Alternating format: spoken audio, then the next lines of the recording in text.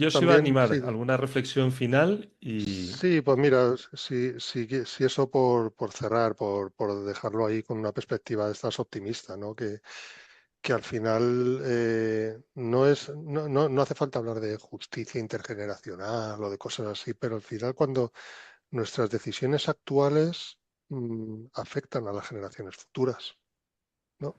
Y que su existencia como tal depende de nuestras acciones. El futuro de nuestra humanidad depende de cómo actuemos nosotros ahora y hasta cierto punto no sé si tenemos unas obligaciones y una responsabilidad hacia ellos, ¿no?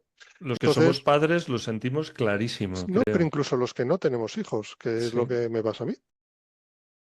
La brújula moral esta que hablamos al principio, que hablamos mucho, hemos hablado mucho de los pasados a los que había que haber cancelado, es que no es que apunte, más que apuntar al pasado, tiene que apuntar al futuro, ¿no? Hacia esos humanos que están por venir, que gran verbo, ¿no? Y no les hemos visto la cara, no lo sabemos, pero al final el que necesitamos imaginar al otro, al que está ahora ahí a nuestro lado o a veces incluso enfrente, tenemos que imaginar al otro y a los que están por venir para así poder ser un poco, no sé, fieles a nosotros mismos o pensar realmente lo que queremos ser nosotros mismos. Toma ya, ¿eh? Lo he dejado ahí. Vaya. Yo creo que tenemos esperanza y que Mm, además esa esperanza pasa por prestar atención a algunas de las recomendaciones que hace Pablo en su libro. Muy especialmente que tengamos mucho cuidado cada vez que tengamos sensaciones morales fuertes. Y cuando ujú, sintamos un impulso así un poquito que nos viene de dentro, de tripas, de repugnancia moral, que es el momento de no actuar de inmediato de acuerdo con esos sentimientos y de tomarnos un poquito de tiempo fuera para pensar, para intelectualizar de alguna manera nuestra relación.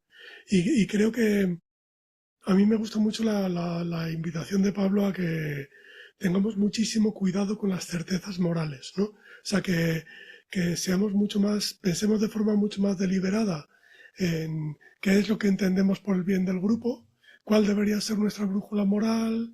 Yo lo identifico mucho con la llamada a la ética de las virtudes, digamos, en clave aristoteliana de la prudencia, ¿no?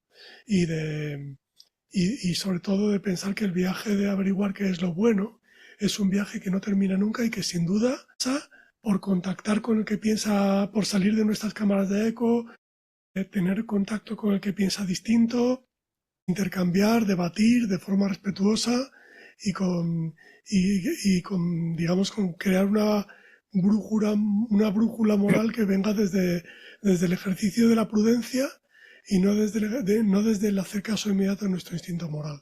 No, no era Wilde, creo recordar, ¿no? Que decía, si estás en lado de la mayoría, toca pararse y reflexionar, ¿no? Que me parece una idea interesante. Rosa, ¿alguna reflexión de cierre te apetece?